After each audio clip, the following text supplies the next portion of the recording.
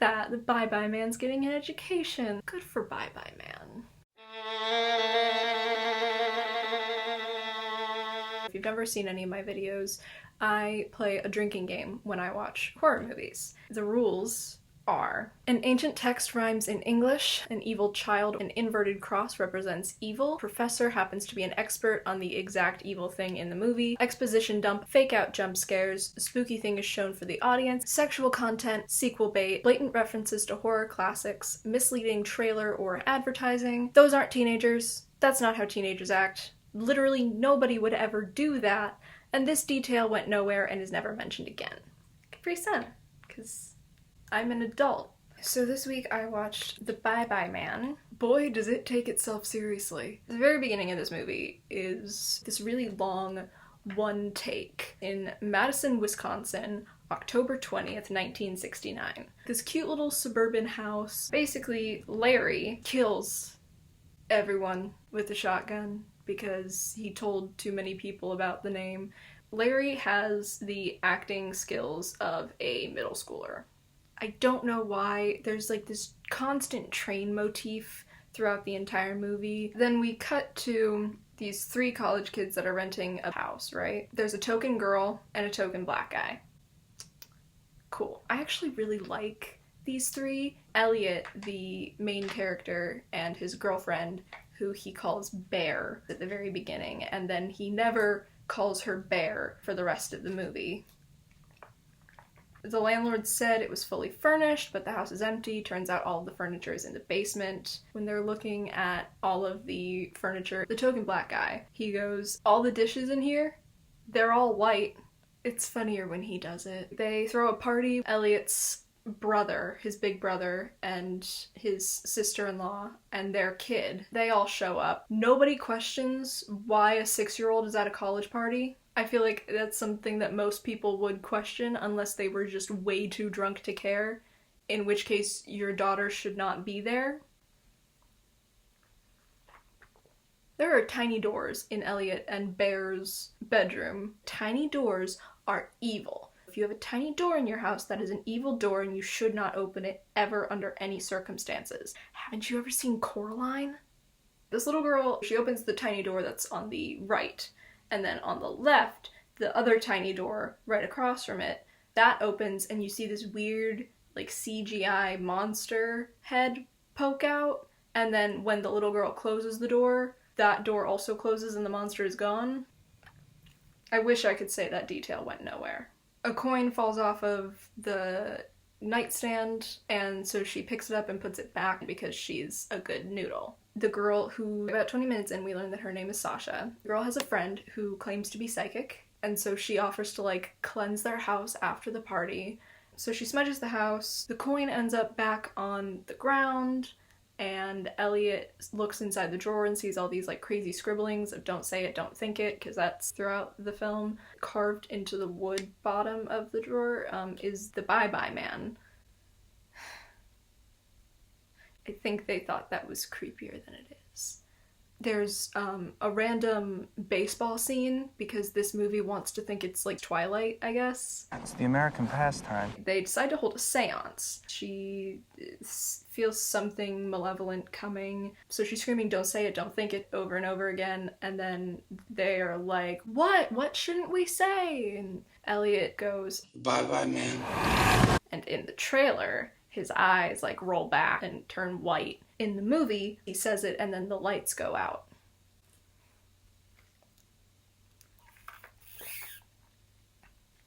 There's like this black duster jacket thing hanging up on his wall. You know, he thinks he sees someone like standing wearing that coat or whatever, and then he turns the light on and it's just a coat. He ends up waking up his girlfriend who's asleep next to him, and then he turns the light off and she says, "Love you, John." His best friend's name is John. So yikes. But it's not that big a deal, dude. They seem to be really good friends. Like, they have a good time together, and that's honestly kind of what you want from your best friend and your girlfriend. Oh, there are weird noises. And so Elliot goes to investigate, and it's just John and that psychic girl, Kim, from earlier, having sex. Kim's trying to flirt when John drops her off at her house, and he then sees like maggots crawling all over her face, so he gets grossed out because that's not what you want. Sasha's got a cough. She sees like a John standing in front of her, inviting her to bed while Elliot has his back turned. Turns out that John was not there at all. Bye-bye, man. More like bye-bye relationship. Elliot wakes up and there's the tiny door on his side of the bed, like creaks open, and there's like these glowing eyes inside, which is creepy. And then he looks at the coat that's still hanging up on the wall. The bye-bye man pulls a Babadook, walking towards him and like reaching out, and then Elliot scrambles and like turns the lights on. The door closes and he looks, and the coat is just in the middle of the floor. John is blatantly on his phone in class. He gets jump scared by the professor. He goes on to say that language and reality inform one another. So basically he just explained the entire plot to us in about 5 seconds. Cool. Meanwhile, Elliot promises Sasha that he won't be late to pick her up. He goes to study in the library, looking at like all of the like dead files for this bye-bye man thing. And the librarian actually gives us more exposition about the very opening scene with Larry. And so we spend a very long time continuing that scene as more of an exposition dump. Larry, you know, shoots people and there's like no blood at all. There's more blood coming out of his mouth after he drinks poison than there is coming out of a girl's abdomen who he just shot to death.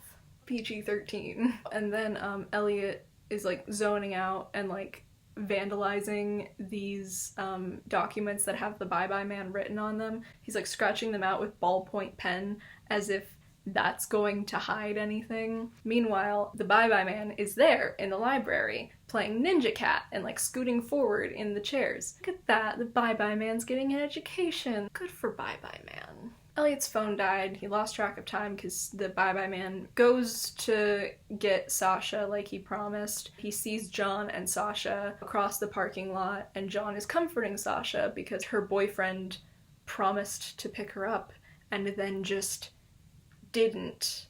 So instead of being like, Sasha, I'm so sorry, my phone died and I lost track of time, Elliot hides like a creeper and just watches them through a shop window. One jump scare later, Elliot is going to Kim's house to pick her up, and he notices that she has a bloody hammer in her purse. Kim is explaining the plot to us once again.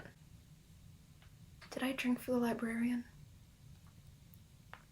Kim thinks that she sees a horrible accident on the train track. This is immediately after she tells Elliot that the bye-bye man makes you see things. She runs toward the train tracks to go help that family. Elliot gets the hammer out of her bag, so he's holding this and chasing after her, and then we get this really funny shot of Kim like stopping in the middle of the train tracks. She has a smile on her face, and then she turns. A train runs over a mannequin that's dressed like Kim.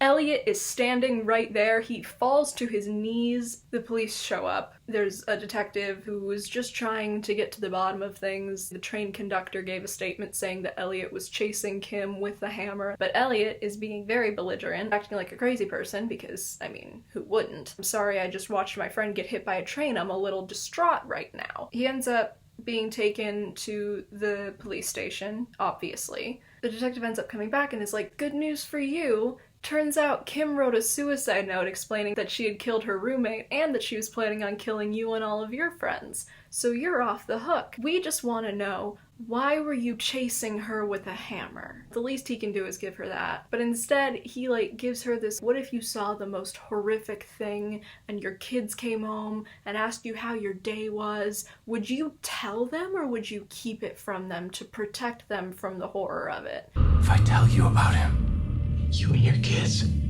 you're all dead. That's a great sentiment there, Elliot, but the police still need a statement. And then she lets him go. Elliot gets home, sees John and Sasha going at it, and we get the most like softcore PG-13 over-the-shoulder shot just ever.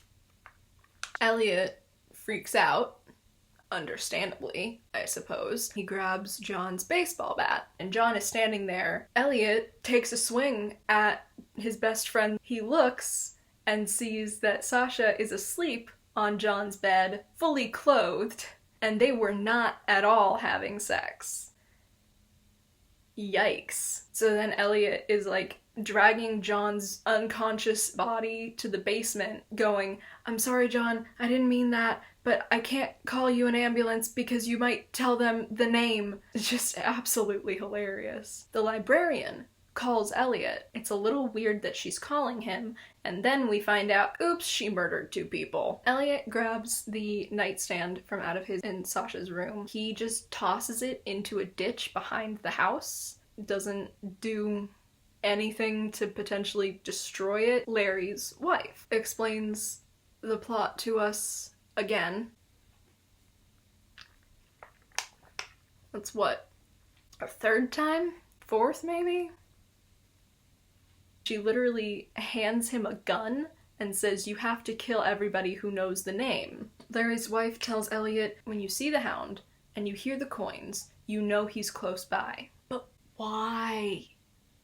Why? This hound is the creature that was in the tiny door. It's just this CGI Doberman with mange. It makes no sense. Why does the Bye-Bye Man have a dog? Can I pet it? Is that a possibility? Can I pet the dog? Elliot sees somebody standing in the street. He's like speeding all the way home. It's just a hallucination brought on by the Bye-Bye Man. But then he's looking over his shoulder at the person that wasn't there. It's the librarian. Elliot hits her, flips his car. He's still holding the gun that Larry's wife gave him. And then we cut back to the house, and John and Sasha wake up at like the exact same time. Sasha thinks that John is Elliot, and John sees Sasha as like zombie Kim, and he's like, "No, no, get away!" Sasha thinks that it's Elliot who's reacting that way to her, so she's upset. Elliot gets home just in time to see John is like stabbing her in the face, and we get a lovely shot from Sasha's point of view of John pretending to stab the camera. It's very funny. Elliot, being a more or less reasonable guy, tackles John off of Sasha. John ends up on top of Elliot, about to like stab him, and he has the gun that Larry's wife gave him, so he shoots, and John kind of slumps over this way. Elliot picks up John's body, and it's actually Sasha, and he's like clutching Sasha's lifeless body and like crying. Kind of heartbreaking, I'm not gonna lie. Bye-Bye Man and his dog show up. If you're looking behind Elliot at the bed, you can see that a lamp was knocked over and there's like some smoke. Bye-Bye Man like boops Elliot's forehead and like shows him his like brother and niece. The doorbell rings and they're coming to visit him. I just now learn that his brother's name is Virgil. That's nice. And this whole scene is supposed to be very tense. But the music and the fact that Bye-Bye Man looks the way that he does just kind of detracts from it. It's really, really sad because Elliot says, you know, "I love you guys," and then he shoots himself. And then there's also a fire. If Elliot hadn't thrown the nightstand outside, it would have been destroyed. The detective lady shows up again, and her boss, I guess, is like, "So let me get this straight. You had this boy in custody, but you let him go anyway." She's like, "I think that there's something bigger going on." It's not a bad movie. I think that weird choices kind of made it a lot weaker in terms of being actually scary. The dog isn't scary, Bye-Bye Man's not scary, the main characters are super endearing. It exists. If you like this video, click like on it, comment, subscribe. I'm gonna finish my Capri Sun. Cheers. And I sang dab, dab, double, double, double, double, evil, evil, evil, evil songs. Hell, you know that's how I get